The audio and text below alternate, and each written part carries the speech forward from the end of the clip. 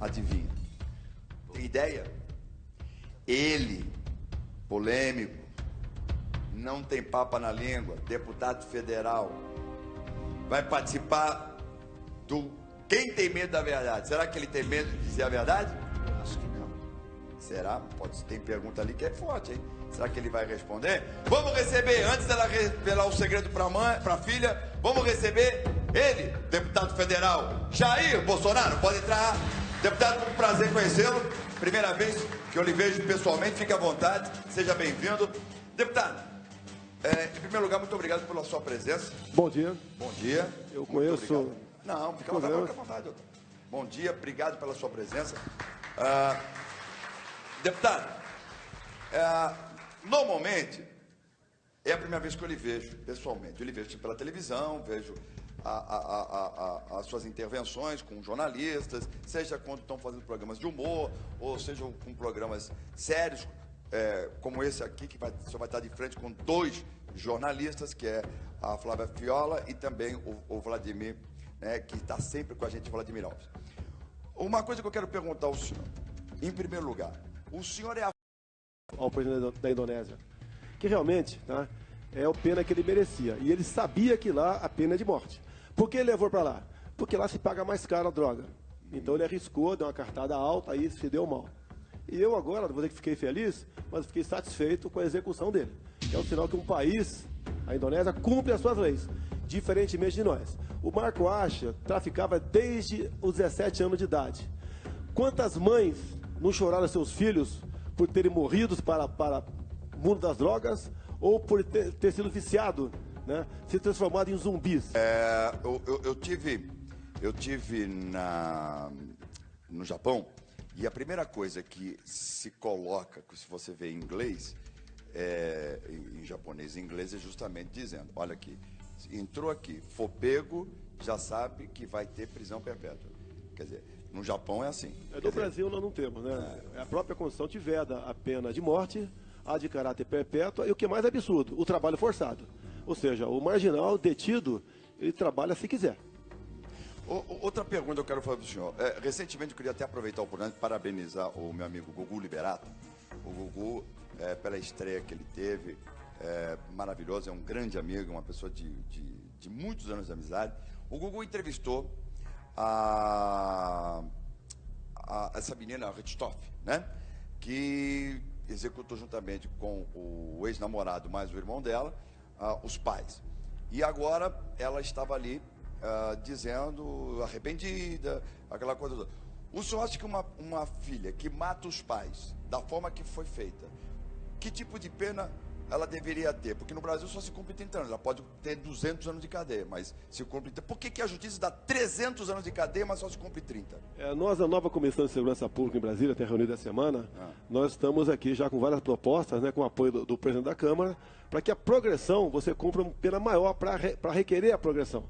Por exemplo, temos um projeto no caso de estupro, ok? No caso de estupro, você só poderia requerer a progressão depois de submeter a uma castração química. Ou seja, não pode, você hoje em dia é condenado, por exemplo, a 12 anos por ter cometido um estupro, de 3, 4 anos de cadeia no máximo, está na rua e vai cometer novamente esse crime com toda certeza.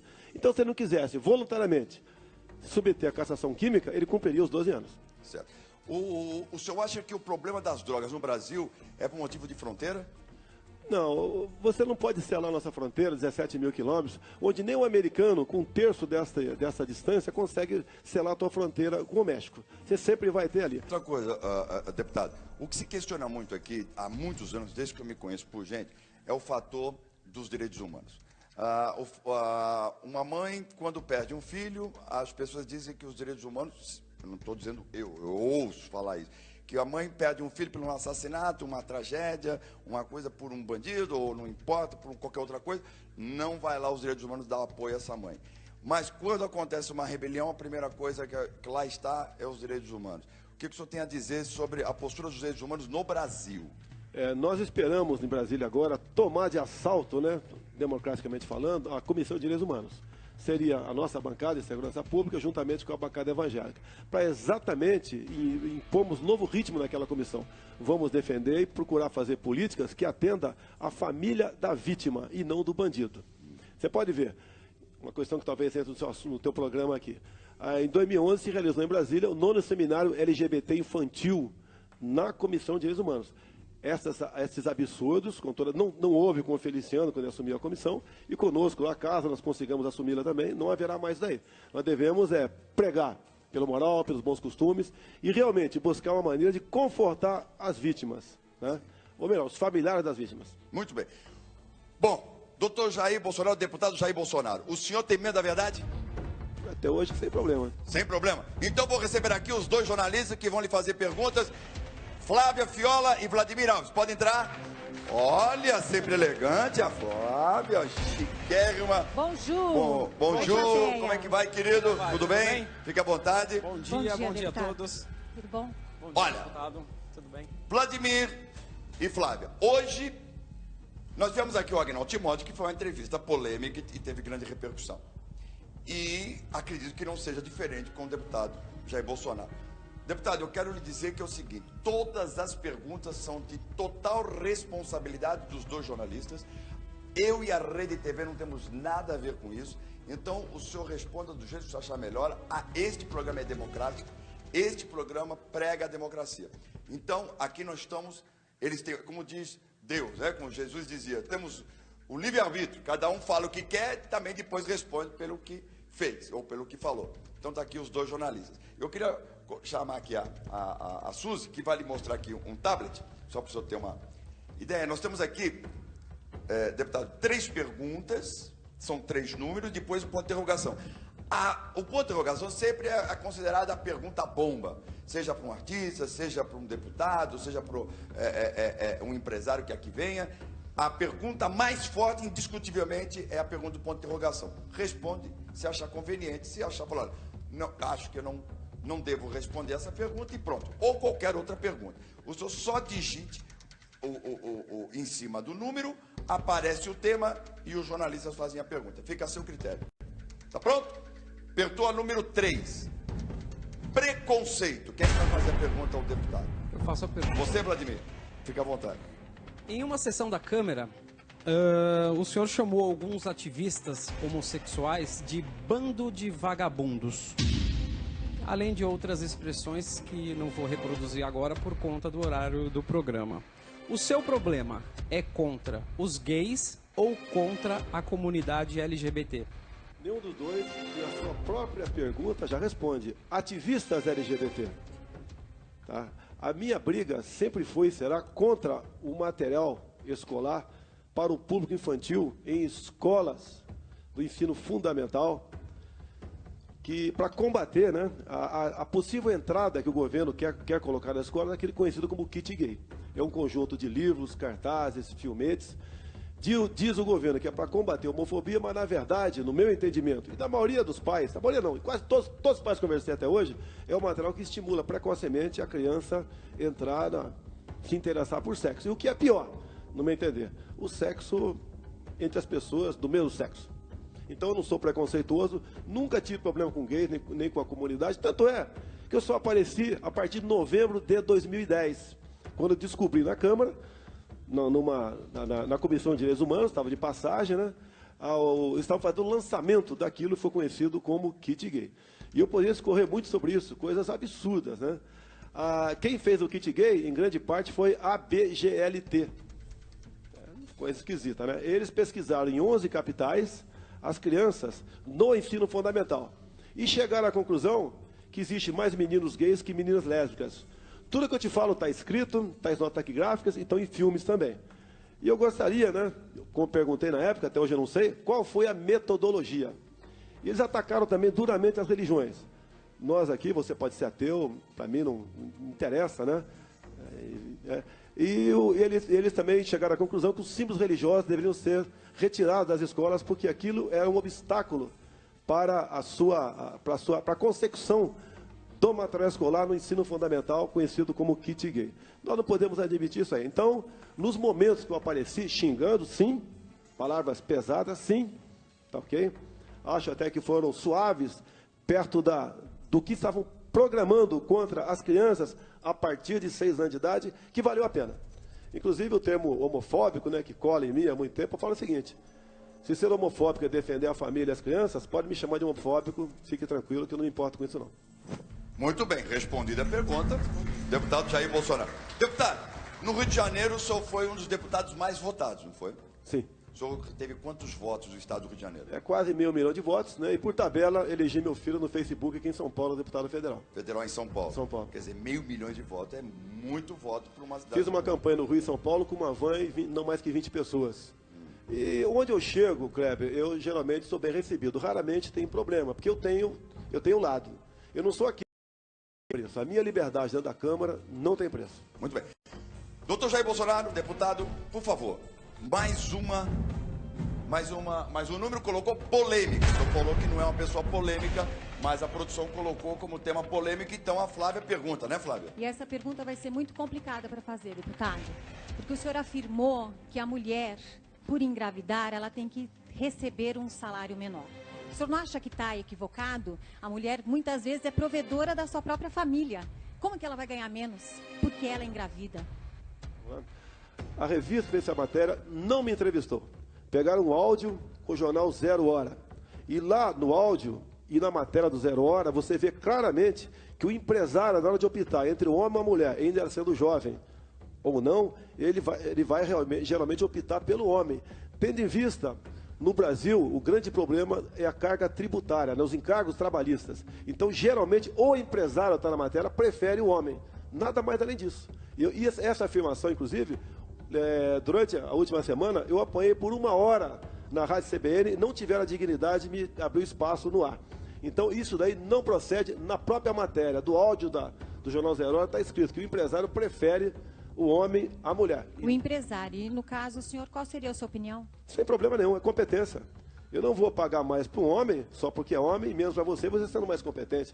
Vocês estão numa situação de igualdade conosco há muito tempo, tá ok? E eu acho que aquela que embarca nessa onda, ela apenas está querendo se vitimizar.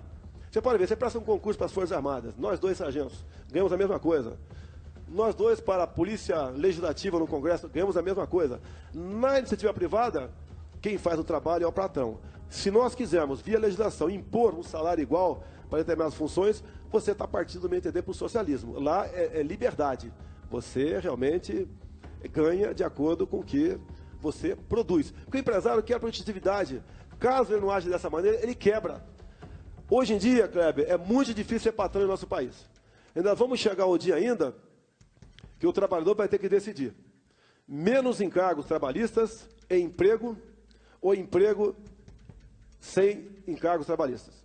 O senhor acha que os impostos acarretados aos funcionários, por exemplo, do CLT, que a gente fala CLT, registrado em carteira, chega a ser muito grande, mas até, porque o senhor falou do empresário, eu estou falando mas também o funcionário, que vem descontado do Fundo de Garantia, vem descontado INSS e tal. E no fim a pessoa ganha R$2.000 na teoria, né? Mas na prática seria 1.100, vai. Os encargos também não são tão grandes também, Kleber, para os funcionários? Hoje em dia, o salário é muito para quem paga e pouco para quem recebe. Se você vai se empregar nos Estados Unidos, você pega o emprego agora. Se for embora daqui 1 ano, 2 ou 10 anos, você vai embora, tudo bem. Sem problema nenhum. Aqui você pensa 200 vezes antes de contratar uma pessoa. Não adianta eu fazer média. Por exemplo, eu fui o único parlamentar que votou nos 2 turnos contra todos os direitos trabalhistas da empregada doméstica. Maldade? Não entendo que seja maldade. O emprego mais difícil que tem era a doméstica. Mas a partir do momento que você dá todos os encargos trabalhistas e essa emenda à Constituição ainda não foi regulamentada, tu está levando ao desemprego uma massa enorme de pessoas, em especial mulheres.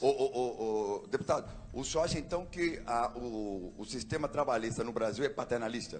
É paternalista demais. Tá? Eu vejo companheiros empresários sendo obrigados a desfazer de patrimônio, né, para honrar compromissos trabalhistas, exatamente para não ficar devendo no mercado. E o que o senhor acha do seguro-desemprego? É outra questão que eu acho que o governo gastou no passado 40 bilhões de reais. Hoje em dia tem muita gente que abusa. E agora, não sei o que estou falando, muita gente que emprega fala que usa esse artifício, demite, ele vai ganhar dinheiro do seguro-desemprego e continua empregado com ele, ganhando por fora. É vantagem por 2 lados. E quem tá ganhando seguro-desemprego está contando tempo de serviço. Isso é terrível para o país. terrível para ele. Agora, o nosso país, Kleber, está no populismo. Isso é a pré-fase de um comunismo. Esse é o grande problema que nós estamos vivendo no momento. Muito bem. Deputado Jair Bolsonaro respondeu a segunda pergunta também, sobre polêmica, apesar dele dizer que não é polêmica. Confusão. Deputado, confusão, olha, é o que nós às vezes mais temos, viu? Às vezes eles falam coisas. Aproveitar a oportunidade, já que eu estou de frente com um deputado aqui. Deputado, me diga uma coisa. O que acontece quando hoje em dia temos vários tipos de blogs, e de repente um determinado blog resolve falar, não estou falando de mim particularmente, estou falando dos meus colegas, resolvem falar dos artistas, mas baseado em pessoas fakes, falsas, quer dizer, pessoas que botam uma carinha lá, pega foto de qualquer coisa, cria na internet rapidinho, abre lá e de repente fala barbaridades da gente, fala coisa absurda, e aquilo vai replicando, de repente você aperta lá o Google, tá lá, um exemplo, João Kleber, nossa, esse homem é um monstro. Como é que é essa lei? Vocês lá no Congresso não têm uma atitude para resolver esse problema? Não, eu acho que a internet vale tudo. Se você quiser, mas tá valendo tudo mesmo. Se você quiser regulamentá-la... Como é que faz? Mas tem delegado especializado nisso. A minha divisa pode ser diferente da dela. Cabe a você, internauta, filtrar. Não existe, no meu entender, parlamentar mais esculachado do que eu.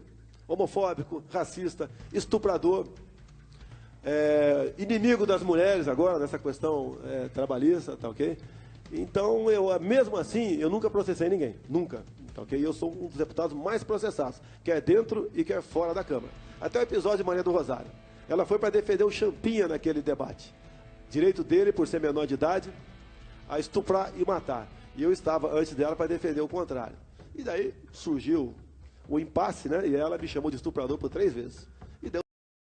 Sobre a ditadura militar. Afinal, o senhor é ou não é a favor da democracia? E digo mais, por que ser tão deselegante com as mulheres?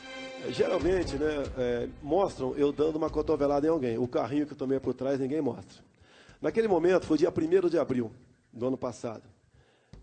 Eu fui lá para discursar favorável ao período militar, com verdades. Tá? Ser deselegante, tá certo? É você mentir, no meu entender. E ali, uma confusão enorme até chegar aquele momento, e eu falei para ela que não houve golpe. Que quem caçou João Goulart foi o Congresso Nacional no dia 2 de abril de 64. E isso podia ser comprovado no Diário do Congresso, lá na Biblioteca da Câmara. E quem elegeu Castelo Branco foi o Congresso Nacional, inclusive com o voto de Ulisses Guimarães no dia 9 de abril de 64. E Castelo Branco só assumiu no dia 15 de abril. E a terceira vez que ela falou que eu estava mentindo, eu dei o troco nela. Não me arrependo, não. Afinal de contas, né, ela se comportou como uma jornalista pior do que a desconhecedora da história, aquela que não quer estudar e não quer aprender. Então, só para colocando aí na sequência essa pergunta do Vladimir, o senhor é a favor, deputado, da ditadura ou da democracia? Democracia. O período militar foi apelidado de ditadura. Você pode ver, as ditaduras se caracterizam por um partido único. Nós tínhamos 2 no Brasil. O nosso parlamento, todo ele era composto por eleições. Você não tinha eleição para governador, presidente, prefeito de capitais e de cidade de segurança nacional.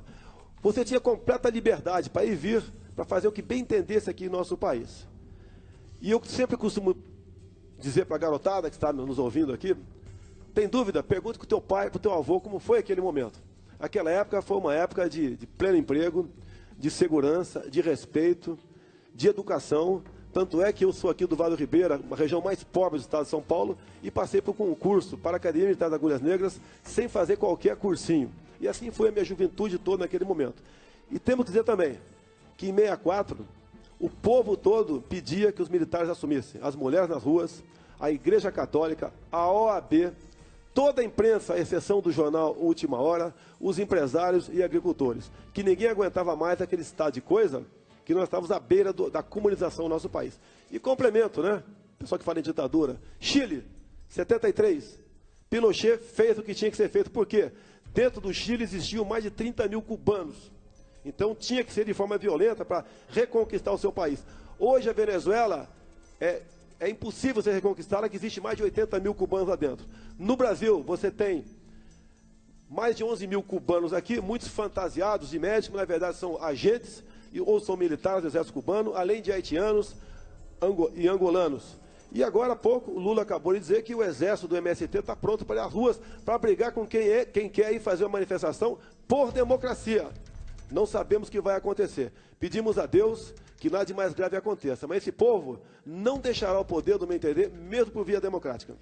O senhor falou de Cuba, o que o senhor achou como parlamentar dessa aproximação de Cuba e Estados Unidos?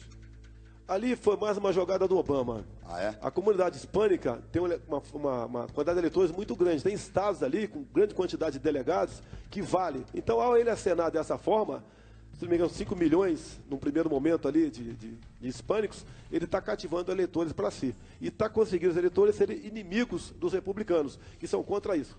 Agora, cá para nós. Eu preferia ser republicano nos Estados Unidos do que democrata. A nossa casa, você não pode encher de gente sem saber a procedência delas. Com todo respeito, tem muitas pessoas honestas, trabalhadoras, brasileiras lá, mas uma quantidade muito grande de pessoas que não sabemos direito à sua origem. É igual São Paulo. Agora está dando Bolsa Família para haitiano.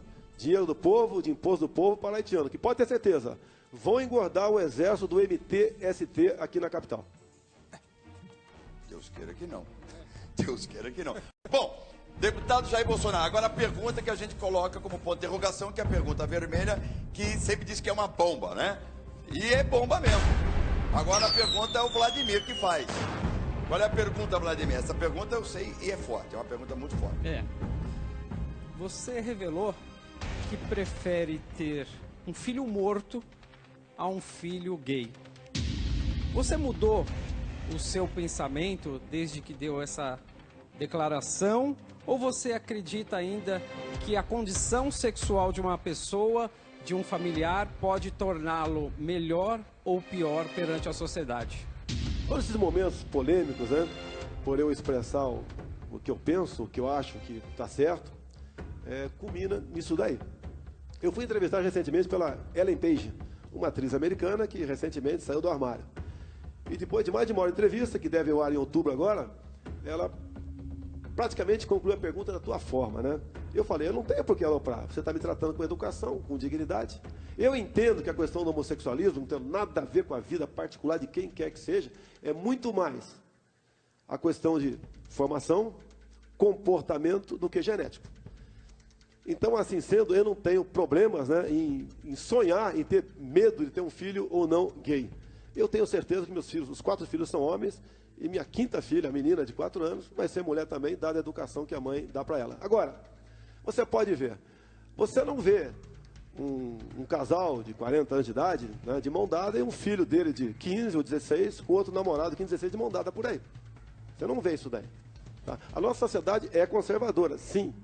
Tá? Agora, nós não podemos aqui acenar com apelo nesse sentido, que como os gays querem, criando uma classe de super semideuses. Como, por exemplo, o PL 122. Se eu não vendo o relógio para uma pessoa por R$100 e vendo para outro por 50, eu vendi por 50 porque sei que aquela pessoa vai pagar o relógio para mim. Aquela de 100, caso ela seja homossexual, eu começo com 3 anos de cadeia de acordo com o PLC 122. Isso não é justo. Então, no momento tranquilo, responderia para você, não preferir um filho morto, mas eu não teria problema no tocante a isso. Mas foi a resposta que eu tive, tinha que dar naquele momento para aqueles ativistas que estavam ali, desculpa aqui, enchendo o saco já. Então, na verdade, esse não foi o seu pensamento, foi uma coisa de explosão, foi uma forma de se defender. É porque eu acho que agride os pais que têm filhos gays. Nenhum pai quer um filho gay. Essa é a verdade. Não adianta falar que tem orgulho, não quer. Os pais administram, e cada pai tem que administrar essa questão que passa a ser familiar. Eu acredito que tenha gay na família Bolsonaro, acredito, tá? Mas nem por isso eu vou discriminá-lo. Olha, eu só apareci nesse tal mundo gay depois de novembro de 2010, quando eu descobri o kit gay. Fora isso, sem problema nenhum. Digo mais, tem muitos gays que votam em mim que não admitem esta forma como essa questão é tratada. A melhor coisa que você tem, no meu entender, para buscar aí o fim da discriminação é ignorá-la. Como disse aí, há pouco tempo, né, o ator americano, fugiu o nome dele aqui, não vou lembrar, Morgan Freeman, Que ele falou o seguinte, né? Teve recentemente no Brasil. Quanto ao racismo, perguntaram para ele. A melhor coisa para combater o racismo, ele disse, é ignorar, não tocar no assunto. E assim tem que ser feita a questão homoafetiva.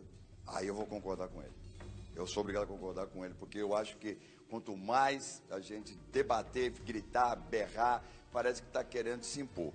Eu acho que o silêncio... Nós estamos criando no Brasil, eu falo nós, mas na verdade é o governo, o ódio de classes. É homo contra hétero, é sulista contra nortista, pai contra filho na lei das palmadas. E eu passei assim, por muito tempo tido em Brasília como espancador de crianças. Porque eu acho o seguinte, a mãe e o pai, se porventura chegar no extremo, for obrigado a dar um tapa no bumbum do seu filho, ela pode dar, ele pode dar, para educá-lo. Tá?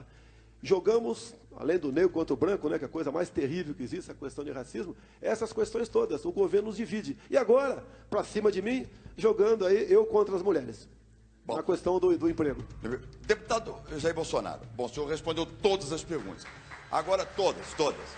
Mas a pergunta que se diz o seguinte, quando o Tiririca, deputado federal, já pela segunda vez um dos mais votados de São Paulo, diz o seguinte, olha, eu não sei como é que é o negócio lá, mas eu vou lá ver e depois eu conto, né? Aquelas com piada, o humorista tirou com humor isso. Foi reeleito.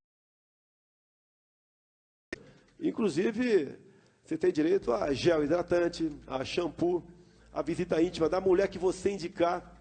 Tá? Você, inclusive, cria o dia 15 de julho como Dia Nacional do Encarcerado. Passa a ser direito teu visitar parente até 3º grau, que porventura esteja doente. É um absurdo. E o que é mais grave, que foi, no meu entender, para atender aqui os bandidos que têm aparecido na política, né? O direito à cela individual. Entre botar um corrupto na cadeia e outro marginal qualquer, pode ter certeza que o corrupto vai ficar numa fila interminável. Muito bem. Deputado Jair Bolsonaro respondeu todas as perguntas do Quem Tem Medo da Verdade e está respondido, deputado. Deputado, aqui, como nós dissemos, aqui é uma democracia. Aqui todos têm o direito de falar, cada um responde pelo que fala e pelo que pergunta. Pode ficar à vontade. Se me permite falar em projetos, sempre. Né? Eu trabalho contra a indústria das demarcações de terras indígenas. 12% do território brasileiro são demarcados como terras indígenas. O maior que é a região sudeste. E não tem terra indígena com solo pobre. Né? Nada sobrar para essa garotada daqui a pouco, depois que a ONU ratificar um acordo que vinha desde o governo anterior, PSDB e PT agora, basicamente reconhecendo a autodeterminação dos povos. Tem índios, índias e Yanomami que falam inglês melhor que a tua professora de inglês hoje em dia.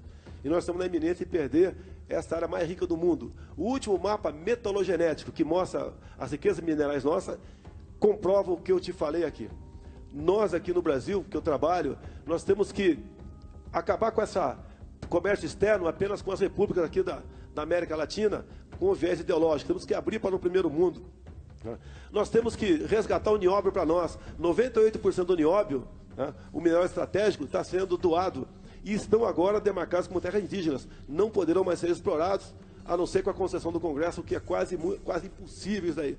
Temos que revogar o Estatuto de Desarmamento, que eu acho que você tem direito a ter uma arma dentro de casa, caso assim o deseje.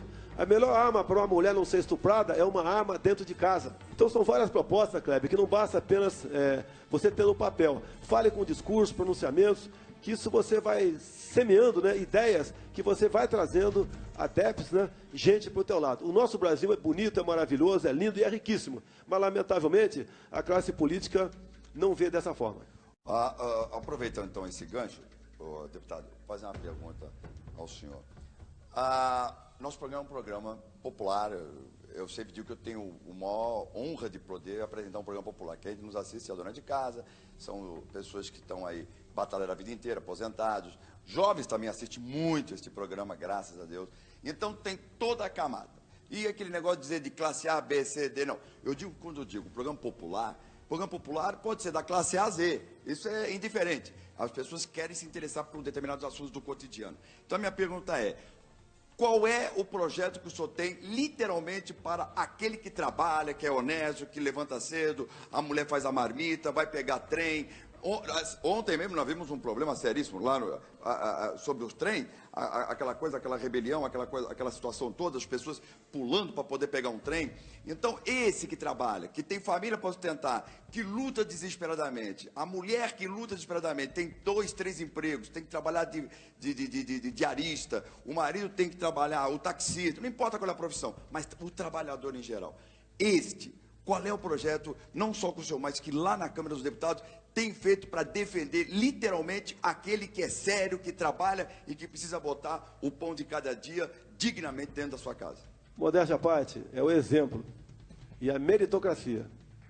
O governo estimula as cotas. Isso é um crime que ele faz. Eu chamo de cotas do ódio. O que significa para o telespectador melhor isso? As cotas, por exemplo, para negros. O governo agora aprovou uma lei o ano passado, a senhora Dilma Rousseff sancionou, que um concurso público, por exemplo, 100 vagas. As 80 primeiras vagas é quem tirar a nota maior. As 20 restantes, obrigatoriamente, tem que ser afrodescendentes. Não interessa se ele foi centésimo, quinquagésimo, duzentésimo, tricentésimo, não interessa. Agora, você pode ver, entre você pegar o 81º e o duzentésimo, tem um montão de branco no meio do caminho que vai ficar com ódio do negro. Essa é a verdade. Outro dia dei um exemplo sobre um pilotismo de um prédio, onde tem um porteiro branco, cearense e um negro. São 2 sofridos. Mas por cotas e com uma nota menor, o filho do negro entra num concurso desse. Como é que fica o convívio desses 2 embaixo daquele prédio? E ninguém fala isso. A meritocracia, o curso superior, etc., tem que ser dessa forma. Democrático. Tanto é que ano passado, Kleber, eu quase consegui ser presidente da Comissão de Direitos Humanos, perdi por um voto. E nessa questão de cotas, eu falei que lá eu seria daltônico. Todos teriam a mesma cor.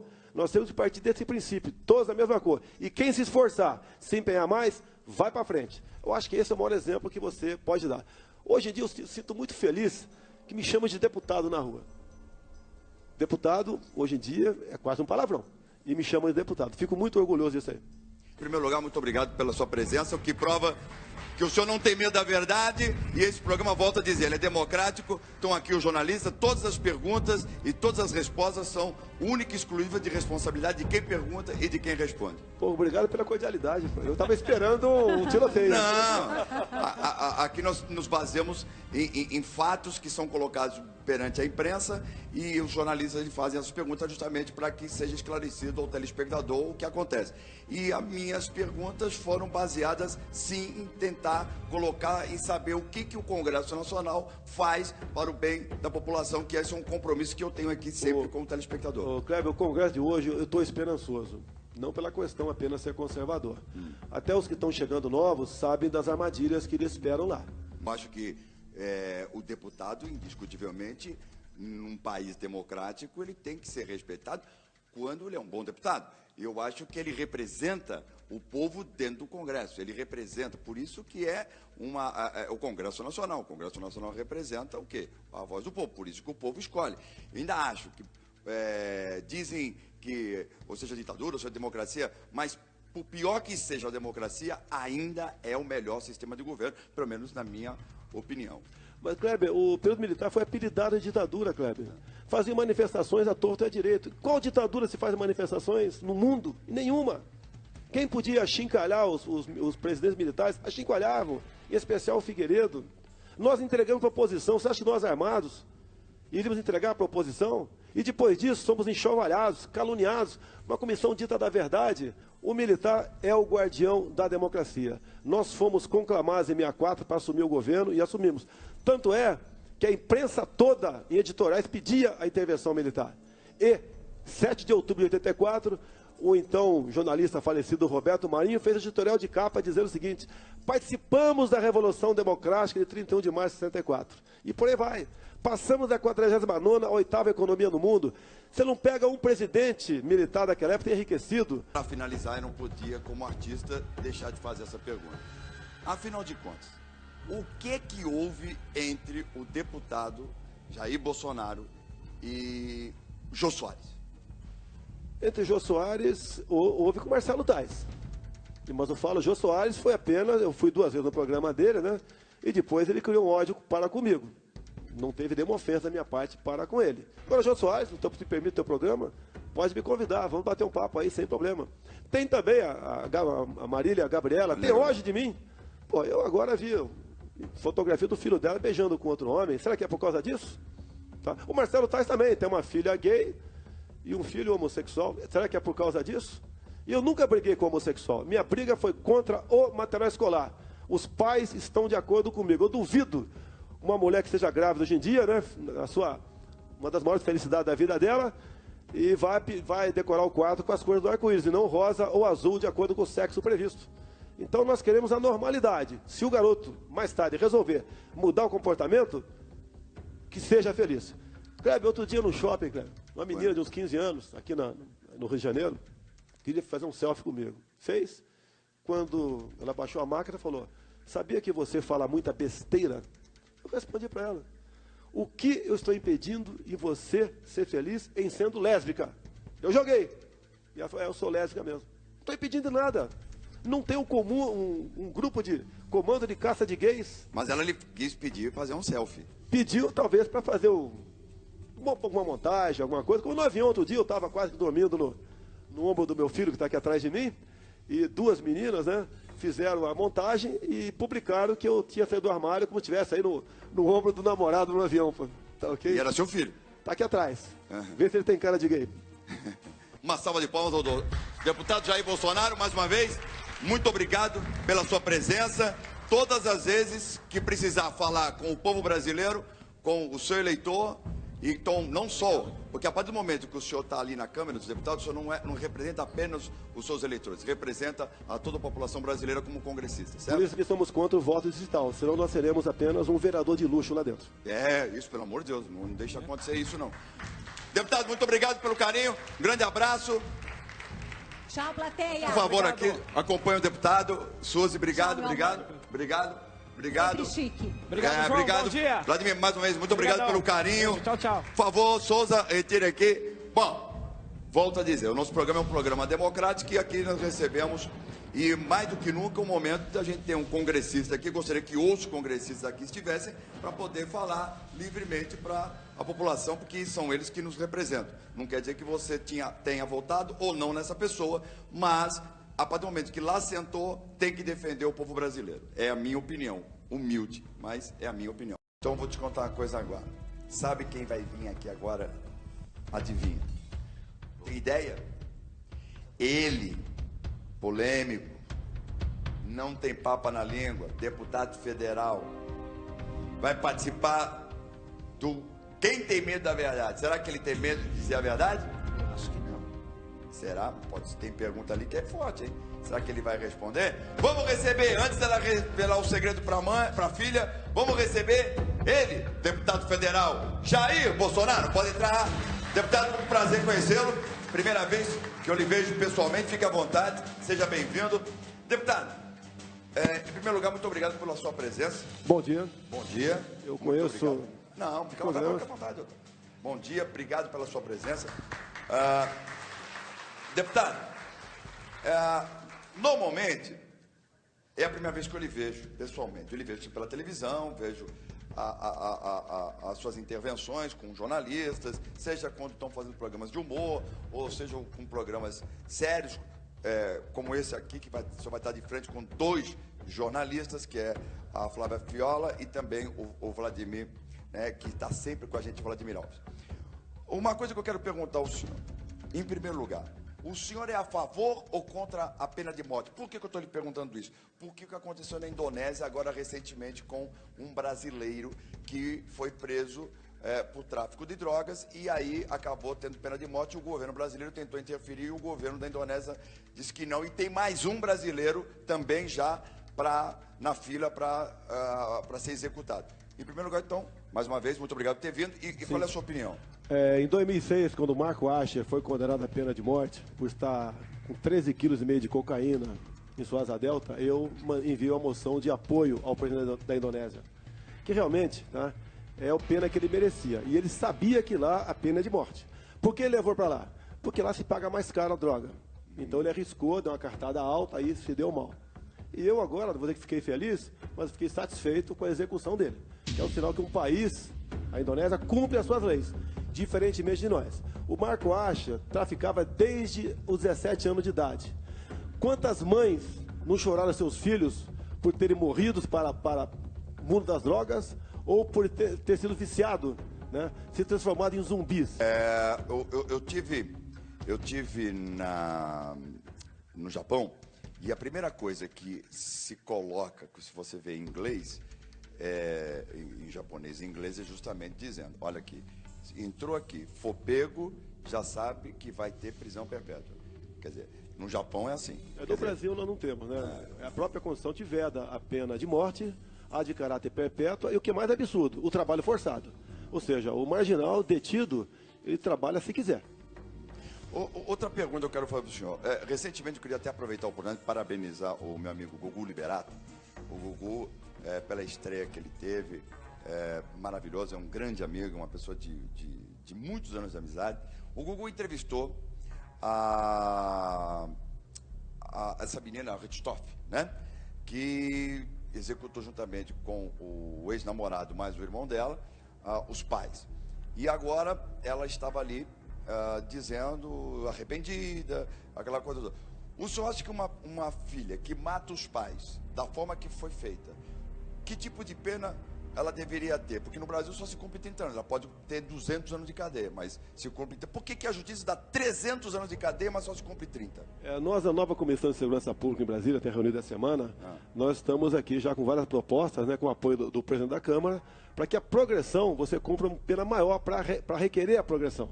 Por exemplo, temos um projeto no caso de estupro, tá, ok? No caso de estupro, você só poderia requerer a progressão depois de submeter a uma castração química. Ou seja, não pode, você hoje em dia é condenado, por exemplo, a 12 anos por ter cometido um estupro, de 3, 4 anos de cadeia no máximo, está na rua e vai cometer novamente esse crime com toda certeza. Então, se ele não quisesse voluntariamente submeter a castração química, ele cumpriria os 12 anos. Certo. O senhor acha que o problema das drogas no Brasil é por motivo de fronteira?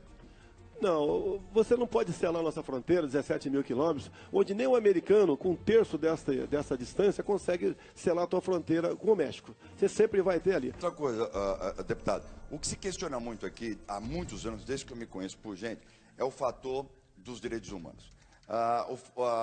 Uma mãe, quando perde um filho, as pessoas dizem que os direitos humanos, eu não estou dizendo eu ouço falar isso, que a mãe perde um filho por um assassinato, uma tragédia, uma coisa por um bandido, ou não importa, por qualquer outra coisa, não vai lá os direitos humanos dar apoio a essa mãe. Mas quando acontece uma rebelião, a primeira coisa que lá está é os direitos humanos. O que o senhor tem a dizer sobre a postura dos direitos humanos no Brasil? Nós esperamos em Brasília agora tomar de assalto, né, democraticamente falando, a Comissão de Direitos Humanos. Seria a nossa bancada de segurança pública, juntamente com a bancada evangélica, para exatamente impormos novo ritmo naquela comissão. Vamos defender e procurar fazer políticas que atendam à família da vítima e não do bandido. Você pode ver, uma questão que talvez entre no teu programa aqui. Em 2011 se realizou em Brasília o 9º seminário LGBT infantil na Comissão de Direitos Humanos. Esses absurdos, não houve com o Feliciano quando ele assumiu a comissão, e conosco, lá caso nós consigamos assumi-la também, não haverá mais daí. Nós devemos pregar pela moral, pelos bons costumes, e realmente buscar uma maneira de confortar as vítimas, né? Ou melhor, os familiares das vítimas. Muito bem. Bom, doutor Jair Bolsonaro, deputado Jair Bolsonaro, o senhor tem medo da verdade? Até hoje, sem problema. Sem problema. Então vou receber aqui os dois jornalistas que vão lhe fazer perguntas. Flávia Fiola e Vladimir Alves. Pode entrar? Olha, sempre elegante a Flávia, chiquérrima. Bonjour. Bonjour. Como é que vai, querido? Tudo bem? Fique à vontade. Bom dia a todos. Tudo bom? Bom dia, Olha, deputado. Tudo bem? Vladimir e Flávia, hoje nós tivemos aqui o Agnaldo Timóteo, que foi uma entrevista polêmica e teve grande repercussão. E acredito que não seja diferente com o deputado Jair Bolsonaro. Deputado, eu quero lhe dizer que é o seguinte, todas as perguntas são de total responsabilidade dos dois jornalistas. Eu e a Rede TV não temos nada a ver com isso. Então, o senhor responda do jeito que o senhor achar melhor. Este programa é democrático, este programa prega a democracia. Então, aqui nós estamos, eles têm, como diz Deus, como Jesus dizia, temos o livre-arbítrio, cada um fala o que quer e também depois responde pelo que fez, ou pelo que falou. Então, está aqui os dois jornalistas. Eu queria chamar aqui a Suzy, que vai lhe mostrar aqui um tablet, só para o senhor ter uma ideia. Nós temos aqui, deputado, 3 perguntas, são 3 números, depois um ponto de interrogação. O ponto de interrogação sempre é considerada a pergunta bomba, seja para um artista, seja para um deputado, seja para um empresário que aqui venha. A pergunta mais forte, indiscutivelmente, é a pergunta do ponto de interrogação. Responde se achar conveniente, se achar, falar, não, acho que eu não devo responder essa pergunta e pronto. Ou qualquer outra pergunta. O senhor só digite em cima do número, aparece o tema e os jornalistas fazem a pergunta. Fica a seu critério. Tá pronto? Apertou a número 3. Preconceito. Quem vai fazer a pergunta ao deputado? Eu faço a pergunta. Você, Vladimir. Fique à vontade. Em uma sessão da Câmara, o senhor chamou alguns ativistas homossexuais de bando de vagabundos. Além de outras expressões que não vou reproduzir agora por conta do horário do programa. O seu problema é contra os gays ou contra a comunidade LGBT? Nenhum dos dois, e a sua própria pergunta já responde. Ativistas LGBT. Tá? A minha briga sempre foi e será contra o material escolar para o público infantil em escolas do ensino fundamental, que para combater, né, a possível entrada que o governo quer colocar na escola naquele conhecido como kit gay. É um conjunto de livros, cartazes, filmetes. Diz o governo que é para combater a homofobia, mas na verdade, no meu entendimento, e da maioria dos pais, da maioria não, quase todos os pais que conversei até hoje, é um material que estimula precocemente a criança entrar, se interessar por sexo. E o que é pior, no meu entender, o sexo entre as pessoas do mesmo sexo. Então eu não sou preconceituoso, nunca tive problema com gays, nem com a comunidade, tanto é que eu só apareci a partir de novembro de 2010, quando eu descobri na Câmara, na Comissão de Direitos Humanos, estava de passagem, né? Estava fazendo o lançamento daquilo que foi conhecido como kit gay. E eu poderia discorrer muito sobre isso, coisas absurdas, né? Quem fez o kit gay, em grande parte, foi a BGLT. Coisa esquisita, né? Eles pesquisaram em 11 capitais as crianças no ensino fundamental e chegaram à conclusão que existe mais meninos gays que meninas lésbicas. Tudo que eu te falo está escrito, está em notas taquigráficas e estão em filmes também. E eu gostaria, né, como perguntei na época, até hoje eu não sei, qual foi a metodologia. E eles atacaram também duramente as religiões. Nós aqui, você pode ser ateu, para mim não interessa, né? Eles também chegaram à conclusão que os símbolos religiosos deveriam ser retirados das escolas porque aquilo era um obstáculo para a consecução do material escolar no ensino fundamental, conhecido como kit gay. Nós não podemos admitir isso aí. Então, nos momentos que eu apareci xingando, sim, palavras pesadas, sim, tá ok? Acho até que foram suaves, perto do que estavam programando contra as crianças a partir de 6 anos de idade, que valeu a pena. Inclusive o termo homofóbico, né, que cola em mim há muito tempo, eu falo o seguinte: se ser homofóbico é defender a família e as crianças, pode me chamar de homofóbico, fique tranquilo que eu não me importo com isso não. Muito bem, respondida a pergunta, deputado Jair Bolsonaro. Deputado, no Rio de Janeiro o senhor foi um dos deputados mais votados, não foi? Sim. O senhor teve quantos votos do estado do Rio de Janeiro? É quase 500 mil de votos, né? E por tabela, elegi meu filho no Facebook aqui em São Paulo, deputado federal. Federal em São Paulo. São Paulo. Quer dizer, 500 mil de votos é muito voto para uma cidade. Fiz uma campanha no Rio e São Paulo com uma van e não mais que 20 pessoas. E onde eu chego, Kleber, eu geralmente sou bem recebido. Raramente tem problema, porque eu tenho lado. Eu não sou aquele que durante a campanha acha que tua roupa tá bonita, acabou a campanha, eu falo que você tá cafona. Eu sou a mesma pessoa, tá ok? Isso marca. E eu não fujo de debates em Brasília. Eu não sou polêmico, eu sou apenas sincero. Agora, o que acontece com muitos colegas meus? Como, junto com o respectivo partido ou grupo de parlamentares, empenham seu apoio ao governo e lá administram ministérios, diretorias, etc., eles ficam amarrados. Não pode criticar o governo em nenhum momento. E eu tenho essa liberdade, que isso para mim não tem preço. A minha liberdade dentro da Câmara não tem preço. Muito bem. Doutor Jair Bolsonaro, deputado, por favor, mais um número colocou polêmica. O senhor falou que não é uma pessoa polêmica, mas a produção colocou como tema polêmica, então a Flávia pergunta, né, Flávia? E essa pergunta vai ser muito complicada para fazer, deputado, porque o senhor afirmou que a mulher, por engravidar, ela tem que receber um salário menor. O senhor não acha que está equivocado? A mulher, muitas vezes, é provedora da sua própria família. Como que ela vai ganhar menos? Porque ela é engravida. A revista que fez essa matéria não me entrevistou. Pegaram um áudio com o jornal 0 Hora E lá no áudio e na matéria do 0 Hora, você vê claramente que o empresário, na hora de optar entre o homem e a mulher, ainda sendo jovem ou não, ele vai realmente, geralmente optar pelo homem. Tendo em vista, no Brasil, o grande problema é a carga tributária, né, os encargos trabalhistas. Então, geralmente, o empresário está na matéria, prefere o homem.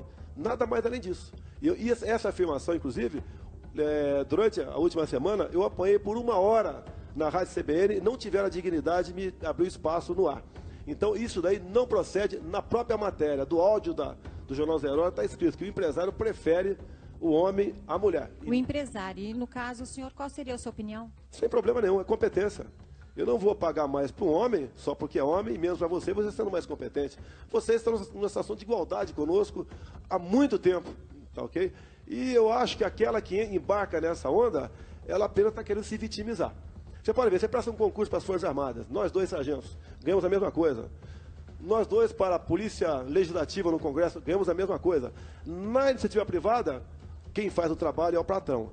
Se nós quisermos, via legislação, impor um salário igual para determinadas funções, você está partindo do meu entender para o socialismo. Lá é liberdade. Você realmente ganha de acordo com o que você produz. Porque o empresário quer produtividade. Caso ele não age dessa maneira, ele quebra. Hoje em dia, Kleber, é muito difícil ser patrão no nosso país.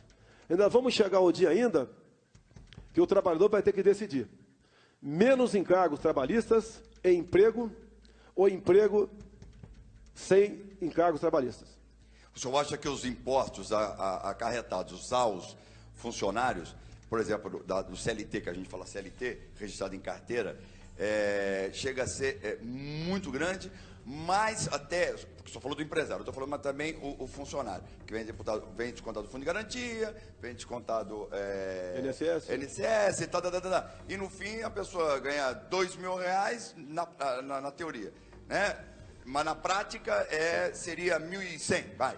Os encargos também não são tão grandes também Kleber, para os funcionários? Hoje em dia, o salário é muito para quem paga e pouco para quem recebe. Se você vai se empregar nos Estados Unidos, você pega o emprego agora. Se for embora daqui 1 ano, 2 ou 10 anos, você vai embora, tudo bem. Sem problema nenhum. Aqui você pensa 200 vezes antes de contratar uma pessoa. Não adianta eu fazer média. Por exemplo, eu fui o único parlamentar que votou nos 2 turnos contra todos os direitos trabalhistas da empregada doméstica. Maldade? Não entendo que seja maldade. O emprego mais difícil que tem era a doméstica. Mas a partir do momento que você dá todos os encargos trabalhistas e essa emenda à Constituição ainda não foi regulamentada, tu está levando ao desemprego uma massa enorme de pessoas, em especial mulheres. Deputado, o senhor acha então que o sistema trabalhista no Brasil é paternalista? É paternalista demais. Tá?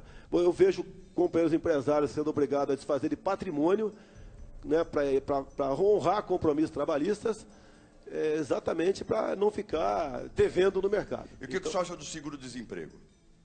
É outra questão que eu acho que o governo gastou no passado 40 bilhões de reais. Hoje em dia tem muita gente que abusa. E agora, não sei o que estou falando, muita gente que emprega fala que usa esse artifício, demite, ele vai ganhar dinheiro do seguro-desemprego e continua empregado com ele, ganhando por fora. É vantagem por 2 lados. E quem está ganhando seguro-desemprego está contando tempo de serviço. Isso é terrível para o país. Terrível para o país. Agora, o nosso país, Kleber, está no populismo. Isso é a pré-fase de um comunismo. Esse é o grande problema que nós estamos vivendo no momento. Muito bem. Deputado Jair Bolsonaro respondeu a segunda pergunta também, sobre polêmica, apesar dele dizer que não é polêmica. Confusão. Deputado, confusão, olha, é o que nós às mais temos, viu? Às vezes eles falam coisas. Aproveita a oportunidade, já que eu estou de frente com um deputado aqui. Deputado, me diga uma coisa. O que acontece quando hoje em dia temos vários tipos de blogs, e de repente um determinado blog resolve falar, não estou falando de mim particularmente, estou falando dos meus colegas, resolvem falar dos artistas, mas baseado em pessoas fakes, falsas, quer dizer, pessoas que botam uma carinha lá, pega foto de qualquer coisa, cria na internet rapidinho, abre lá e de repente fala barbaridades da gente, fala coisa absurda e aquilo vai replicando, de repente você aperta lá o Google, tá lá, um exemplo, João Kleber, nossa, esse homem é um monstro. Como é que é essa lei? Vocês lá no Congresso não têm uma atitude para resolver esse problema? Não, eu acho que a internet vale tudo. Se você quiser... Mas tá valendo tudo se você mesmo. quiser regulamentá-la... Como é que tá faz? Mas tem delegado você, especializado nisso. a minha divisa pode ser diferente da dela. Cabe a você, internauta, filtrar. Não existe, no meu entender, parlamentar mais esculachado do que eu. Homofóbico, racista, estuprador, inimigo das mulheres agora, nessa questão trabalhista, tá ok? Então, mesmo assim, eu nunca processei ninguém, nunca, tá ok? Eu sou um dos deputados mais processados, quer dentro e quer fora da Câmara. Até o episódio de Maria do Rosário. Ela foi para defender o Champinha naquele debate. Direito dele, por ser menor de idade, a estuprar e matar. E eu estava antes dela para defender o contrário. E daí surgiu o impasse, né? E ela me chamou de estuprador por 3 vezes. E daí eu dei o troco nela. E agora eu estou sendo processado por ser apologista ao estupro. Tá ok? Então Kleber, ossos do ofício. Você vai ter que engolir essa assim como eu engulo. Muito bem. Bom, então a pergunta, Vladimir, sobre confusão. Qual é a pergunta sobre confusão? Uma confusão onde uma jornalista, uma colega de trabalho, foi chamada pelo senhor de analfabeta e idiota quando ela o questionou com relação à sua posição sobre a ditadura militar. Afinal, o senhor é ou não é a favor da democracia? E digo mais, por que ser tão deselegante com as mulheres? Geralmente, né, mostram eu dando uma cotovelada em alguém. O carrinho que eu tomei por trás, ninguém mostra. Naquele momento, foi dia 1º de abril do ano passado. Eu fui lá para discursar favorável ao período militar, com verdades. Tá? Ser deselegante, tá certo? É você mentir, no meu entender. E ali, uma confusão enorme até chegar aquele momento, e eu falei para ela que não houve golpe. Que quem caçou João Goulart foi o Congresso Nacional no dia 2 de abril de 64. E isso podia ser comprovado no Diário do Congresso, lá na Biblioteca da Câmara. E quem elegeu o Castelo Branco foi o Congresso Nacional, inclusive com o voto de Ulisses Guimarães no dia 9 de abril de 64. E Castelo Branco só assumiu no dia 15 de abril. E a terceira vez que ela falou que eu estava mentindo, eu dei o troco nela. Não me arrependo, não. Afinal de contas, né, ela se comportou como uma jornalista pior do que a desconhecedora da história, aquela que não quer estudar e não quer aprender. Então, só para colocando aí na sequência essa pergunta do Vladimir, o senhor é a favor, deputado, da ditadura ou da democracia? Democracia. O período militar foi apelidado de ditadura. Você pode ver, as ditaduras se caracterizam por um partido único. Nós tínhamos 2 no Brasil. O nosso parlamento, todo ele era composto por eleições. Você não tinha eleição para governador, presidente, prefeito de capitais e de cidade de segurança nacional. Você tinha completa liberdade para ir e vir, para fazer o que bem entendesse aqui no nosso país. E eu sempre costumo dizer para a garotada que está nos ouvindo aqui, tem dúvida? Pergunte para o teu pai, para o teu avô, como foi aquele momento. Aquela época foi uma época de pleno emprego, de segurança, de respeito, de educação. Tanto é que eu sou aqui do Vale do Ribeira, uma região mais pobre do estado de São Paulo, e passei por concurso para a Academia Militar das Agulhas Negras sem fazer qualquer cursinho. E assim foi a minha juventude toda naquele momento. E temos que dizer também que em 64, o povo todo pedia que os militares assumissem. As mulheres nas ruas, a Igreja Católica, a OAB, toda a imprensa, à exceção do jornal Última Hora, os empresários e agricultores. Que ninguém aguentava mais aquele estado de coisa, que nós estávamos à beira da comunização do nosso país. E complemento, né? Pessoal que fala em ditadura. Chile, 73. Pinochet fez o que tinha que ser feito. Por quê? Dentro do Chile existiam mais de 30 mil cubanos. Então tinha que ser de forma violenta para reconquistar o seu país. Hoje a Venezuela é impossível você reconquistá-la, que existe mais de 80 mil cubanos lá dentro. No Brasil, você tem mais de 11 mil cubanos aqui, muitos fantasiados de médicos, na verdade são agentes ou são militares do exército cubano, além de haitianos e angolanos. E agora há pouco, o Lula acabou de dizer que o exército do MST está pronto para ir às ruas para brigar com quem quer ir fazer uma manifestação.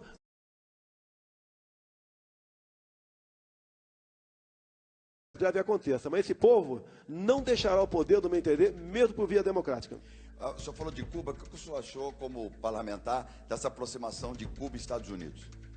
Ali foi mais uma jogada do Obama. Ah, é? A comunidade hispânica tem uma quantidade de eleitores muito grande. Tem estados ali com grande quantidade de delegados que vale. Então, ao ele acenar dessa forma, não me engano, 5 milhões, num primeiro momento ali, de hispânicos, ele está cativando eleitores para si. E está conseguindo os eleitores serem inimigos dos republicanos, que são contra isso.